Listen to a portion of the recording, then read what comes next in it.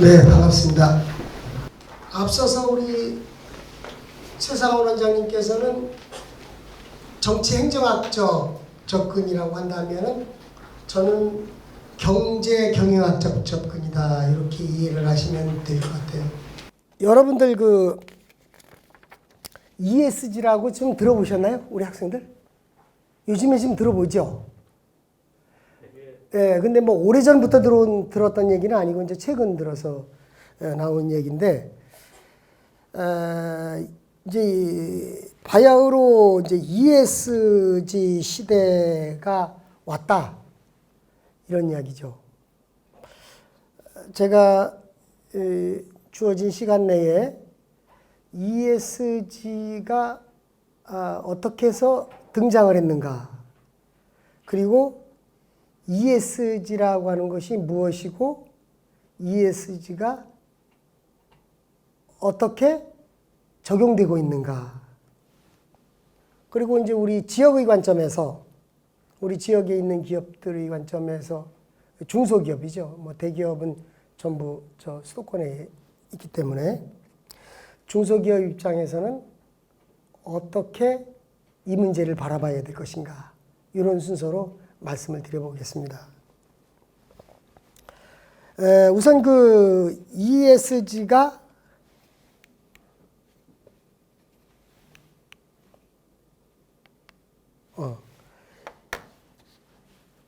등장하게 된 배경을 저는 시대적 조류의 관점과 경영학적 관점에서 한번 봤어요. 첫째, 자본주의. 산업혁명 이후 자본주의가 진화해 왔는데, 가만히 따져보면은 이 자본주의 역사를 보면은 40년 내지 50년 주기로 변화해 왔습니다. 이 자본주의가 우리 인류 역사에서 가장 위대한 체제라고 강조하는 학자들이 많아요. 베스트는 아닐지라도 베스트는 이상세계지만은 현실적으로 우리 자본주의 체제보다 더 우월한 체제는 없다, 그렇게 봐요. 물론 이제 뭐 저는 그 부분에 대해서 개인적으로 전적으로 동의하지는 않습니다만은 어쨌든 많은 분들이 이렇게 이야기를 하는데, 이 자본주의가 어떤 정형화된 어떤 주의 이즘이라고 하는 것은 영원한 건 없습니다. 변해가요. 시대에 따라 변해가고.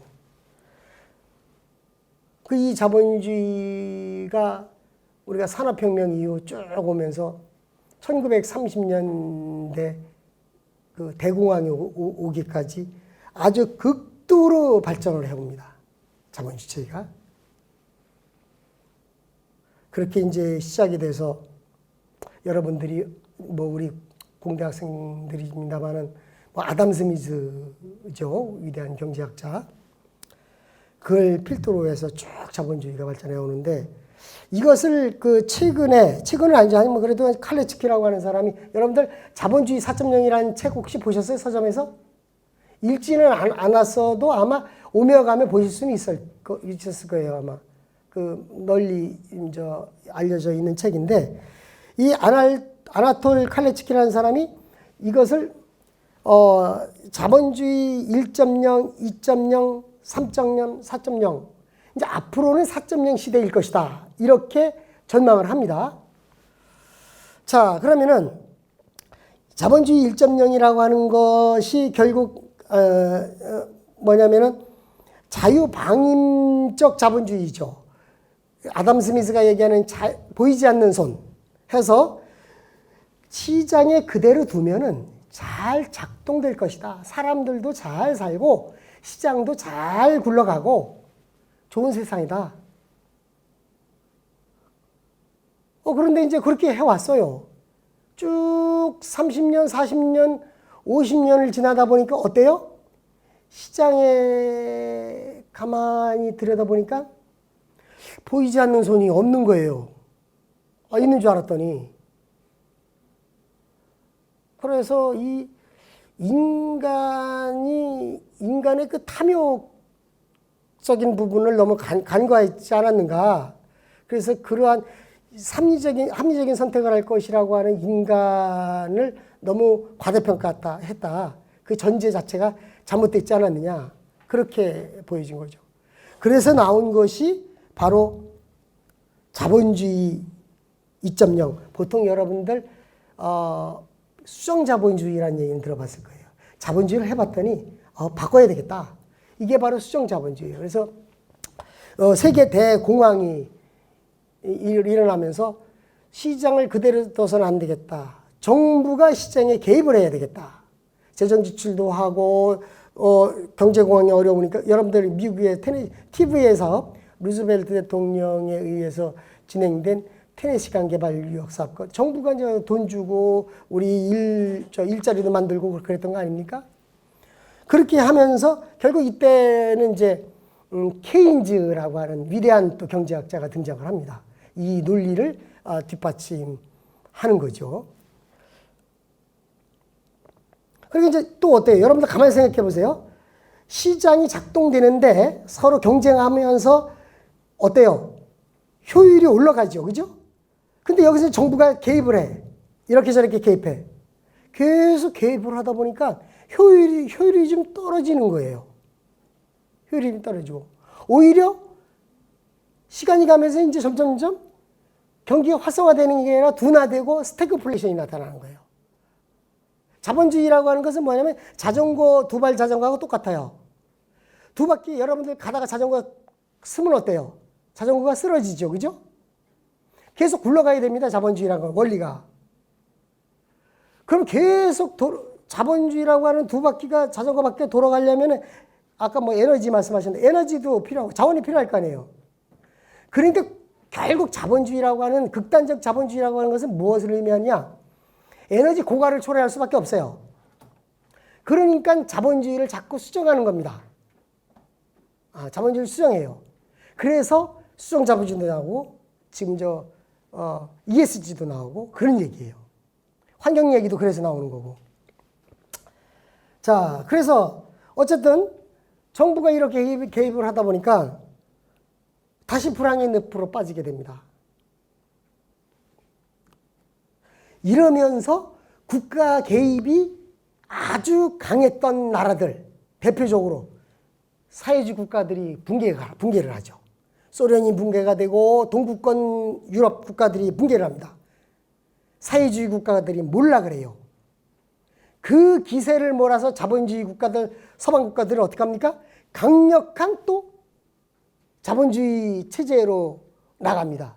그것이 바로 신자유주의예요. 영국의 마가레트 대처 수상, 미국의 루즈벨트 대통령을 필두로 해서 미국, 영국 하면 어떻습니까? 세계 경제 질서를 지배하고 있는 나라들이에요. 그 나라들이 그러면 우리나라나 아니면 일본이나 뭐 주변 자본주의 국가들 어떻습니까? 미국의 영향권 안에 다 있는 거 아닙니까? 그죠? 미국 뉴욕 금융권에 다 지배를 받고 있잖아요. 그러니까 우리가 그때 뭐냐면 그때 김영삼 대통령이 세계화의 기치를 겁니다. 그래서 우리도 이 신자유주의 체제에서 경쟁해서 이겨야 되고 세계 무대에 나가야 된다. 그런데 어떻게 됩니까? 2008년 미국에서 금융위기가 나죠. 그죠? 폭망. 이 신자유주의가 이제 과속 질주를 하면서 금융위기를 맞게 됩니다. 그러다 보니까 정부 개입이 다시 나타나죠. 그러니까 일반적인 경쟁시장과 통제된 시장이 같이 공존할 수밖에 없지 않느냐. 혼합된 모습의 자본주의가 나타나고 있다. 앞으로 시장이냐 정부냐 양자택일이 아니라 공존하고 협력하는 자본주의가 앞으로도 진행될 것이다. 이 칼레츠키라는 사람이 이것을 정의한 겁니다.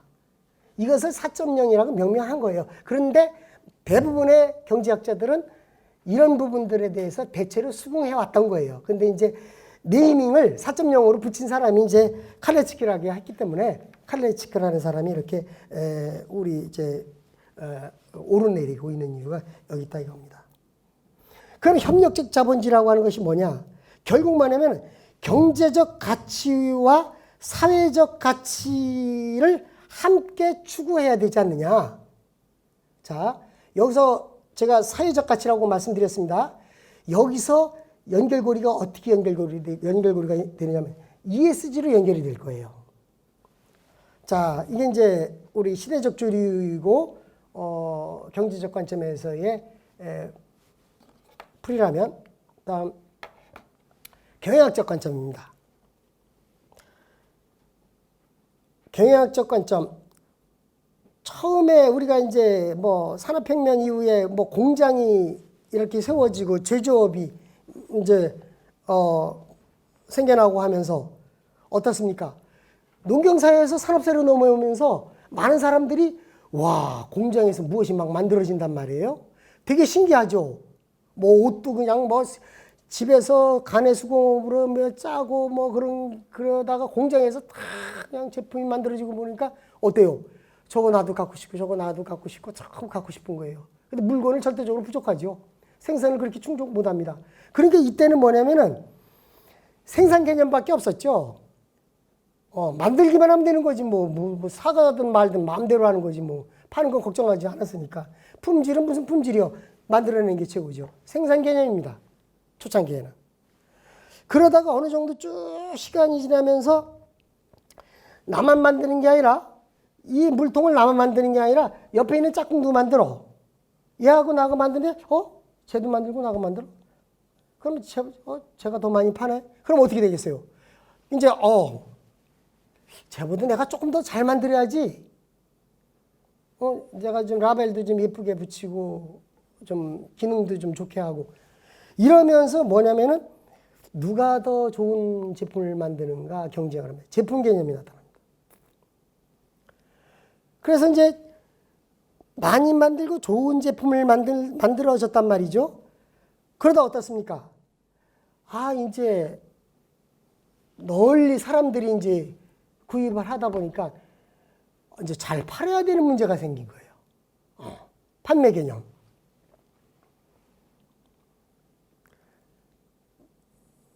많이 만들고 잘 만드는 것에 그치는 것이 아니라 잘 팔아야 되겠다. 이래서 판매 조직도 뭐 체계화하고 영업 조직도 만들고 이렇게 됩니다. 기업에서. 그러다가는 이제 사서 쓰고 하는 정도가 아니라 소비자들 수준이 이제 나타나기 시작한 거죠. 만족시켜야 될 거 아니에요, 소비자들. 야, 이 제품을 썼더니 참 좋더라. 그래서 고객 만족을 의식하게 됩니다. 그래서 마케팅 개념이 나타납니다. 마케팅 개념. 2000년대 접어들면서 고객만 생각하고서 제품을 만들고 서비스를 제공했는데 기업의 사회적 책임이라는 얘기가 나오네. 기업이 무슨 사회적 책임이야. 그냥 우리가 열심히 만들고 팔아서 우리 근로자들 월급 주고 돈 많이 벌면 되는 거지. 세금 많이 나면 되는 거지. 아니에요. 뭐냐. 고객에 대한 만족은 기본이고 기업을 둘러싸고 있는 이해관계자들에게 가치를 제공해야 되는 일이 생긴 거예요. 이러한 이해관계자하고 우호적인 관계를 유지하지 않으면 기업을 계속하기가 어려운 세상이 온 거야. 이게 바로 사회 개념이 나타난 겁니다. 자, 앞서서 자본주의 4.0에서 사회적 가치 제가 말씀드렸죠. 그리고 기업 경영의 관점에서 뭐냐면은 이해관계자들, 다양한 이해관계자들에게 가치를 제공하는 일, 의식해야 되는 일, 이것이 중요하게 된 겁니다. 기업의 책임성이 강화됐다. 시대적으로 협력적 자본주의 시대가 전개되고 다양한 이해관계자에게 가치를 제공해야 될 것이 그 숙제가 기업한테 온 거예요. 이해관계자, 여러분들 이해관계자가 뭐예요? 이해관계자가 뭡니까? 여러분들 개인들한테 다 이해관계자가 있어요. 여러분들. 부모님도 이해관계자고 옆에 있는 짝꿍도 이해관계자고 교수님도 이해관계자고 다 이해관계자예요. 여러분들의 사회적 관계는 뭐냐면은 그 이해관계자들하고 여러분들은 좋은 인간관계를 형성하는 것이 여러분들이 사회생활을 잘하는 겁니다. 여기서 이해관계자, 여러분들 팁을 드리자면은 여러분들이 사회생활을 잘하려면은 개인주의가 돼서는 안 돼요. 이해관계자하고 좋은 관계를 형성해야 여러분들이 계속적이고 안정적인 사회생활을 할 수 있는 거예요. 자, 기업의 관점에서 이해관계자는 뭡니까? 첫 번째 고객이죠. 그죠? 고객입니다. 근데 고객뿐이에요. 어디? 기업, 더 복잡하죠. 우리 개인보다. 뭐 지역사회 정부도 있고 협력처도 있고 거래처도 있고 우리한테 돈 투자하는 주주 투자자도 있고 뭐 우리 근무하고 있는 임직원도 있고 다 이해관계자예요.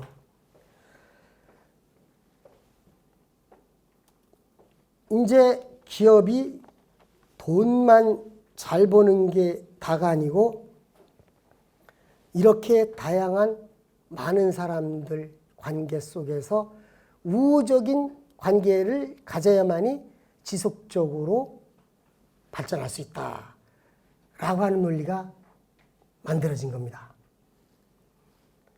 이제 스파이스 모델이라고 하는데 이 스파이스 모델이 이제 이렇게 기업의 이해관계자를 이렇게 설정한 모델이에요.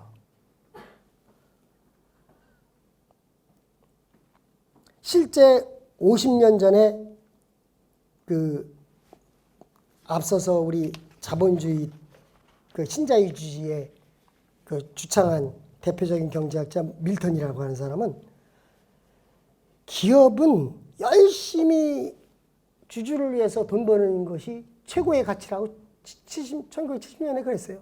뉴욕타임즈에 그렇게 글을 썼습니다. 그 실제 그랬나 해서 제가 추적을 해서 찾아보니까 70년 9월 13일자에 그렇게 써 있더라고. 밀턴 프리드만이라는 사람이 뉴욕타임즈에 글을 썼어요. 50년이 지난 지금은 아니잖아요. 제가 아까 40, 50년 여러분들 잘 기억해 하세요.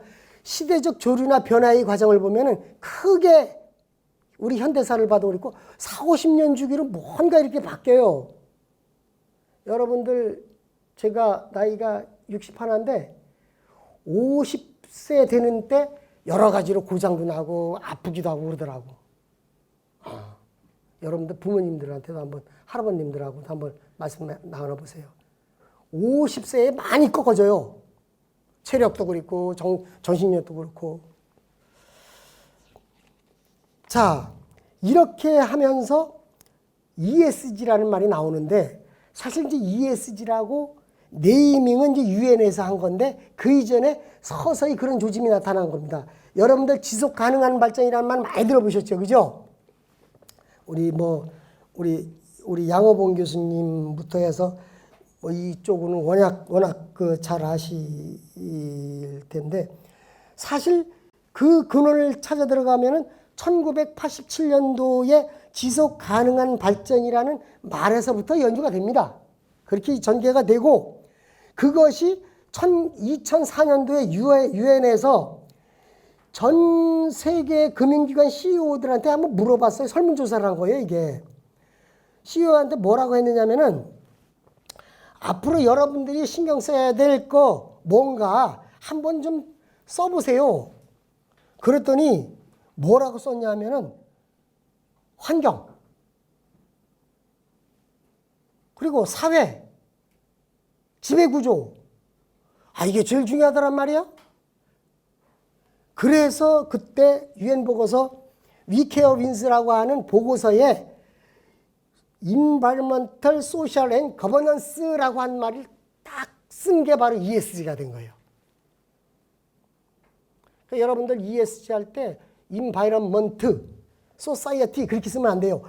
원어로 분명하게 표현하자면은 Environmental, Social and Governance입니다.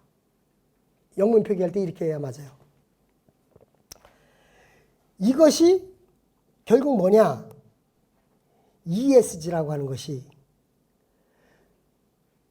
기업을 평가하면서 그동안에는 얼마를 투자해서 얼마를 벌었는가 중심으로 해서 기업을 평가했는데 앞으로는 그래서는 안 되겠다. 투자자나 소비자들도 기업을 평가할 때 이러한 재무적 가치만 평가해서는 안 되고 비재무적 가치, 다양한 이해관계자, 앞서 이해관계자 뭐라고 했어요? 이 이해관계자들의 가치를 함께 고려해야 된다. 라는 겁니다. 그것이 바로 ESG의 등장이다. 기후변화, 기후위기, 지구가 뜨거워지는 문제, 이것에 대한 경각심을 가져야 된다. 그리고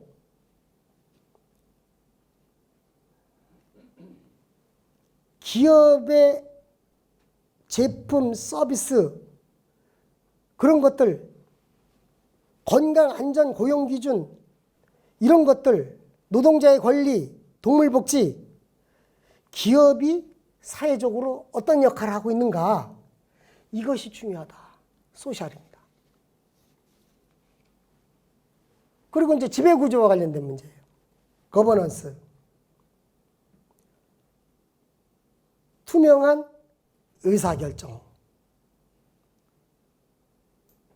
이것이 중요하게 됐다.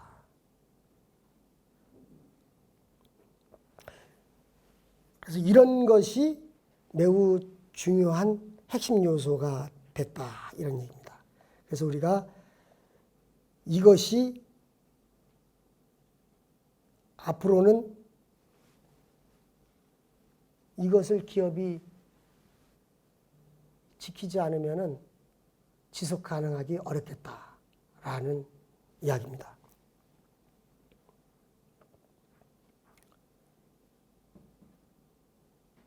그래서 2006년도에 유엔 보고서에서 이러한 ESG에 대한 체계적 대응이 필수다 해서 6개 원칙을 발표합니다. 제가 나눠드린 페이퍼 6페이지에 나오는데 ESG 이슈를 투자 분석 및 의사결정에 적극 반영해야 되고, 또 ESG 이슈를 자산 보유 정책 및 실천에 적용해야 되고, 또 ESG 이슈에 대해서 적절한 정보를 공개해야 되고, 또 투자 산업 내에서의 원칙 도입과 이행을 촉진하고 원칙 이행에 대한 효과 개선을 위한 협력, 또 전친척 사항에 대한 보고, 이런 것들이 중요한 논의사항이 됐습니다.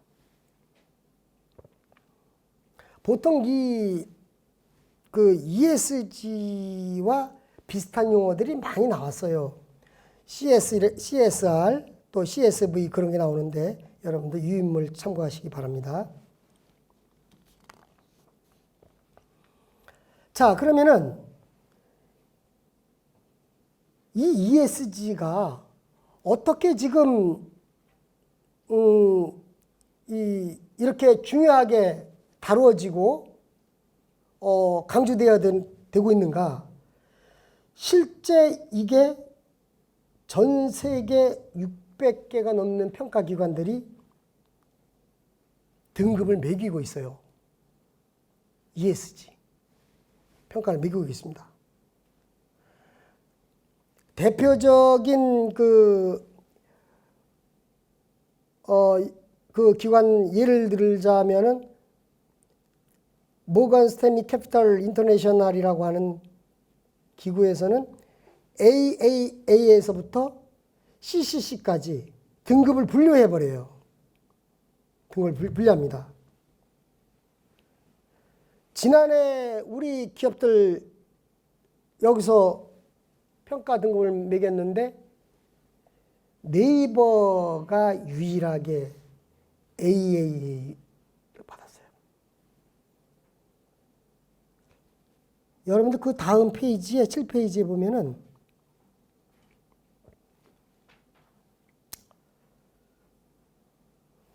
그 등급 몇 가지 몇 개 기업 대표적으로 좀 볼만한 기업들만 제가 정리한 겁니다. 이렇게 등급을 받고 있어요.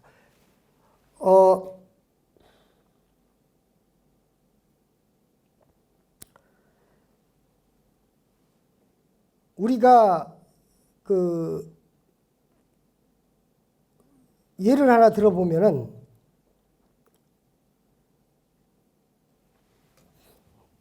이것까지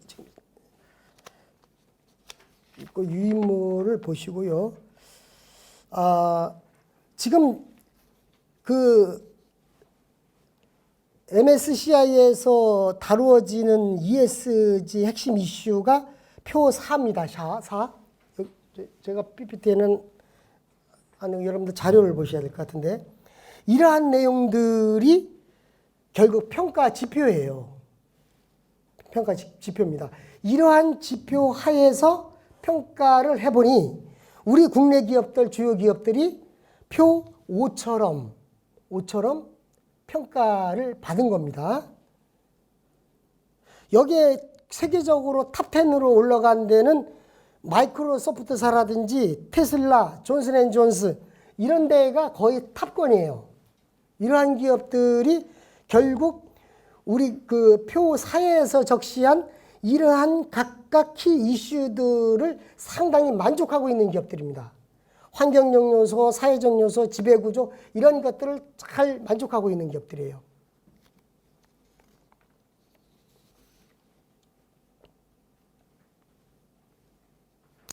자, 그러면은 이렇게 세계적인 평가 기관들이 이제 막 평가를 합니다. 자, 그러면은 우리 나라에서는 국내적으로는 어떻게 대응해야 할까? 어떻게 대응해야 되겠습니까? 이 조건들을 충족시키기 위한 노력들을 해야 되겠죠. 우리가 수출을 하고 우리가 우리 제품이 뭐 다른 나라들과의 교역 관계에 있으면서 이런 조건들을 충족시켜야 되겠죠.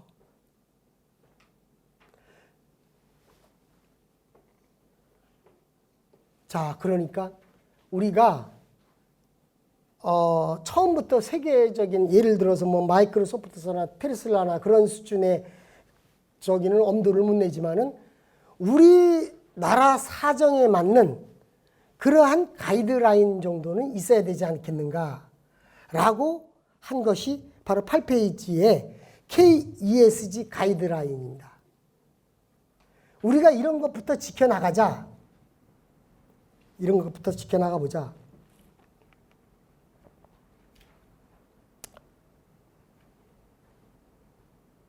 자, 이게 아까 말씀드렸던 그 표죠.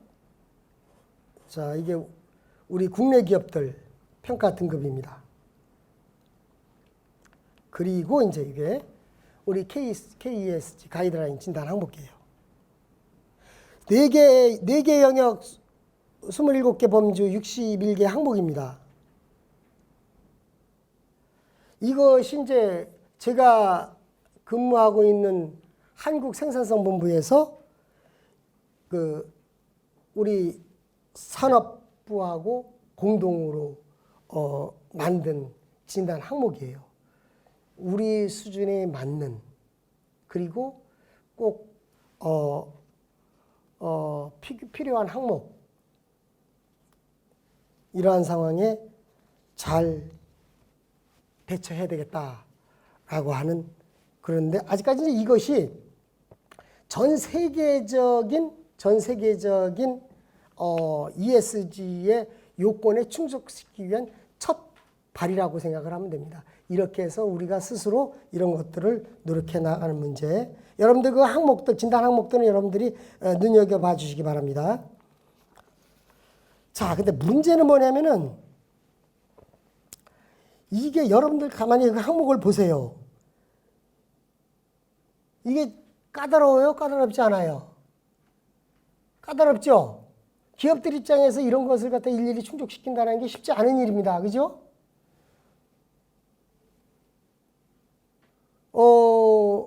그래서 이게 기업들은 이걸 리스크라고 생각을 해요.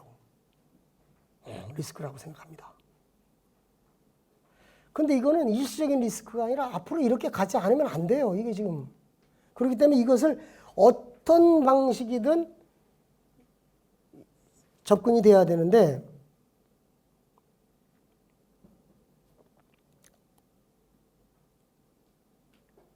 그래서 그러면은 이 수많은 잣대들을 어떻게 우리가 충족시키느냐가 이제 각 기업들 입장에서는 고민이 아니겠습니까?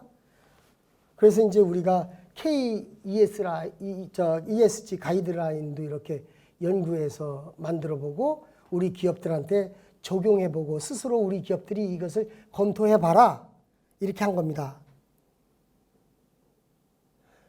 이것이 바로 이제 프레임워크예요. 이래서 보고서 형식으로 만들어지고 일일이 이것을 이런 것들을 맞춰 나가야 되지 않느냐. 이런 데 쓰이는 말이 이니셔티브예요. 이니셔티브 뭐 주도권 그런 말이 아니라 여기서 쓰는 말은 지침입니다. 이런 것들을 하나하나 충족해 나가는 그런 노력이 필요하다 이런 말씀입니다. 자, 그런데 우리 중소기업 입장에서는 참 유연하지 않겠습니까? 그죠? 우리 중소기업 입장에서는 쉽지 않은 일이죠. 우리 중소기업을 대상으로 해서 ESG에 관련된 조사를 했었습니다. 지난해. 사실은 우리 이 설문조사를 했던 분한테 제가 물어보니까 중소기업에서는 이 ESG라고 하는 의미의 자체를 이해를 못하는 분들이 많답니다. 예. 엄두를 여기까지 갈 엄두를 못 내고 있는 거죠.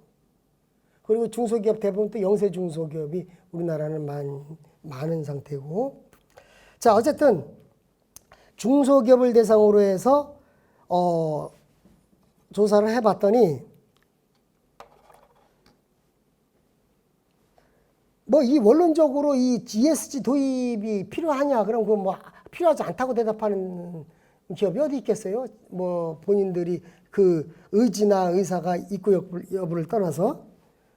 근데 과반수 이상은 필요하다 이렇게 대답하죠. 근데 그 중에서 이제 적절치 않다고 대답한 사람들이 있어요. 그런 사람들이 보면은 제일 큰 비중이 뭐냐면은 인적 물적 비용이 너무 많이 든다. 이거 비용이 수반될 수밖에 없죠. 이런 항목들을 충족시킨다라고 하는 것이. 물건을 써도 싼 가격으로 쓸 수밖에 없는 기업 입장에서는 어려울 수밖에 없다. 그리고 우리 중소기업하고는 그 하도 급받는 우리 중소기업 입장에서 이런 걸 지켜 그냥 열심히 만들어서 갖다 납품만 하면 되지 이렇게 대답하는 기업들도 많고 그런 수준이다 이런 얘기죠. 그리고 이 대답했던 기업들 중에서 실제 ESG에 관련된 정보를 요구받은 경험이 있는 기업이 그렇게 많지 않았던 겁니다. 한 12% 정도밖에 안 됐다고 하고요. 그리고 물론 그 거래처에서 주로 요구받는 거죠. 우리 대기업 ESG를 지금 실천해 나가야 될 절실한 대기업이나 중견기업 같은 데다가 중소기업이 요구를 했겠죠. 그런 어떤 납품 기업들로부터 요구를 받았다는 얘기입니다. 그렇지만 많은 기업들이 그런 요구를 받은 것 같지는 않고요. 중소기업들 입장에서는. 그리고 대기업이나 해외 거래처로부터 요구받았을 때 해당 거래처로부터 지원이 있었느냐? 거의 뭐 대부분이 요구만 하지 지원은 하지 않았다. 이렇게 응답을 했다고 합니다.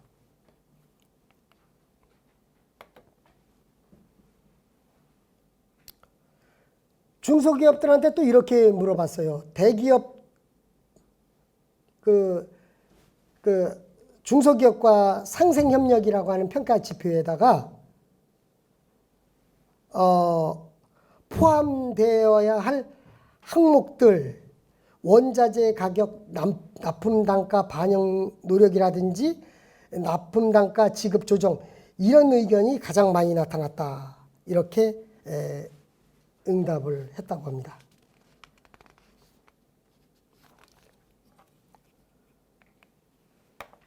건의사항으로는 중소기업 맞춤형 지원 의견이 가장 많고, 이 ESG에 관련된 교육 및 홍보 이런 것이 필요하다.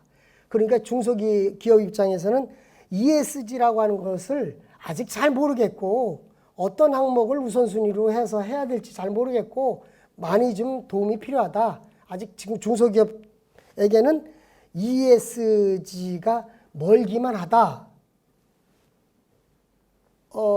제가 얼마 전에 듣기로는 최근 중소벤처기업부와 산업부로부터 들은 얘기로 금년 연말까지는 중소기업에 적합한 ESG 실천 항목들을 공유를 한다고 합니다. 이 정도 중소기업 입장에서는 충족시켜야 되겠다. 단계별로. 아직까지는 중소기업을 기준으로 한 ESG 평가 지표가 나오지 않았어요. 그런데 여러분들 요즘 시대적 조류를 보세요. 먼 미래에 그런 과제가 닥치겠습니까? 곧 오겠지요. 그래서 지금 사실상 중소기업 입장에서도 그 ESG를 실천하는 문제가 아주 중요하고 시급해졌다라고 말씀드릴 수 있겠습니다. 자, 앞으로 그러면은 중소기업 ESG 정책과제, 무엇보다 투자자들의 요구가 커질 것이다. ESG 관련 투자자들의 요구는 그동안에 주로 주식형 펀드 중심으로 이루어졌지만은 앞으로는 채권 투자나 은행 대출까지 활용하려는 움직임이 나타나고 있다. 이것이 결국 중소기업에게는 압박 요인으로 작용할 것이다. 또 공급망. 여러분, 공급망이라는 게 뭡니까? 원재료의 조달에서부터 완제품 최종 소비자에 이르기까지 재화와 용역, 서비스 흐름이 이루어지는 연결망 아니에요. 그죠? 그러니까 중소기업을 중심으로 한 이 공급망이라고 하는 것이 어떻게 형성이 되겠어요? 쭉. 우리나라 중소기업들은 거의 대기업들과 다 연결고리를 갖고 있잖아요. 그죠? 1차적으로 지금 뭐냐면은 대기업 하청을 받는 중소기업들, 대기업이 요구를 하고 있는 거예요. 지금. ESG의 실천 요구사항을 중소기업들한테 요구를 하는 겁니다. 앞으로 이제 대기업들이 그걸 맡고 결국 중소기업들한테 그것이 요구되어지고 이런 상황이 올 것이다. 이런 얘기입니다. 자, 그래서 이 중소기업 관점에서 또는 중소기업의 입장에서 이 ESG의 정책과제, 우선 이해관계자에 따른 경중을 우선적으로 고려할 필요가 있다.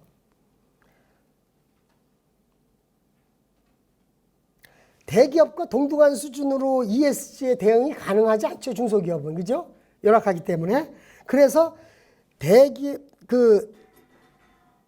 이해관계자의 범위가 상대적으로 좁아요. 그래서 이 전방위적인 ESG에 대응하기보다는 핵심적 이해관계자를 중심으로 해서 차근차근 대응해 나가는 것이 중요하다는 말씀드리고요. 두 번째, 핵심 이슈가 뭐냐? 선택과 집중이 필요하다. 중소기업 입장에서는 이러한 요구사항이 상당히 부담스러울 수밖에 없습니다. 그래서 이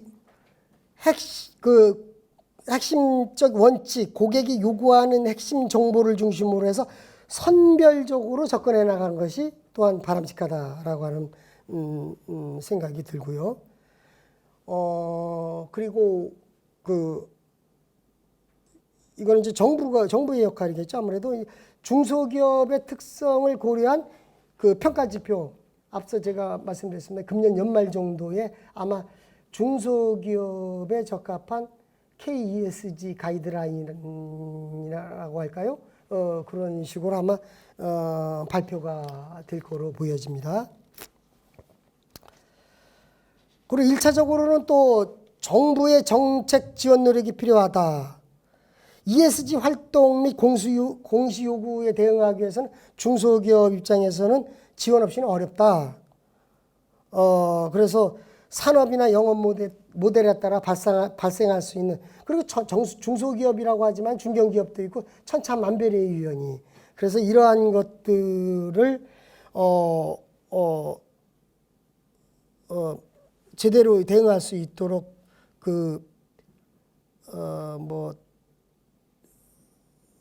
좀 교육과 정보도 좀 제공해 줘 가면서 유도할 필요가 있다. 이게 정부의 역할이다. 이렇게 볼 수가 있겠습니다. 그 다음에 ESG 데이터 관리도 중요하다. 비재무적인 정보는 그렇게 이렇게 우리가 익숙하지 않습니다. 익숙하지 않아요. 그렇기 때문에 이런 것들을 어떻게 데이터 관리를 해 나갈 것인가, 이런 것들도 우리가 중요하게 준비해야 되는 문제다, 이런 얘기입니다. 그리고 자체적으로 ESG 환경에 대비하는 노력이 중요합니다. 물론 초기 단계에서는 정부의 지원이 불가피합니다만은 이러한 흐름에 좀 스스로 이러한 ESG에 대응할 수 있는 이런 방법론이라든지 이런 것들을 잘 계도해 나가는 것도 중요하지 않는가, 이렇게 생각이 됩니다. 자, 이제 ESG는 이제 선택이 아니라 이제 필수다, 이렇게 보여집니다. 당초에는 이거는 이제 기업이 가지고 있는 마치 숙제였죠. 방어적 이슈였습니다. 근데 이것이 이제 시간이 흐르면서 적극적인 이슈가 되고 있어요. 우리 국내 기업들도 사실 이 ESG 평가를 받으면서 아주 능동적으로 대처를 하고 있어요. 이것이 시장에 점유하는 맥락과 같은 겁니다. 그래서 이것은 방어적 이슈가 아니라 적극적으로 대응할 이슈로 바뀌었다. 그리고 이거 ESG라고 하는 것이 마치 뭐랄까요? 착한 기업을 찾는 것이 기업에 선행하는 기업, 이것이 아니라 스마트한 기업, 제대로 기업을 하는 기업, 이러한 기업을 찾는 것이다. 쉽지는 않지만은 우리 지역에 있는 중소기업들도 이러한 인식을 빨리 깨달으면 깨달을수록 앞으로의 기업 환경에 능동적으로 대처하는 거다. 저는 그렇게 생각을 합니다. 그리고 선행을 하는 것이 아니라 사회적 수익, 기업의 수익을 동시적으로 달성하는 경영 전략이기도 하다, 이렇게 볼 수가 있습니다. 따라서 ESG라고 하는 것, 기업이 수익은 올리되 수익을 포기하라는 얘기는 절대 아닙니다. 이게 환경, 사회, 지배 구조를 소홀히 하지 말고 수익을 생각하라, 이런 얘기예요. 이것이 우리 ESG가 우리 국내적으로 이슈가 된 시간이 그리 오래되지 않습니다. 불과 2, 3년입니다. 그런데 이게 빠르게 진행이 되고 있어요, 지금. 글로벌 기업으로부터 지금 우리나라 대기업들 다 ESG, 이거 챙기고 있습니다. 자, 이런 측면에서 우리 ESG 시대의 도래 상황에서 우리 특히 이제 중소기업들 대부분 우리 지역의 기업들이 아니겠습니까? 한번 이 문제를 한번 여러분과 같이 말씀을 나눠봤습니다.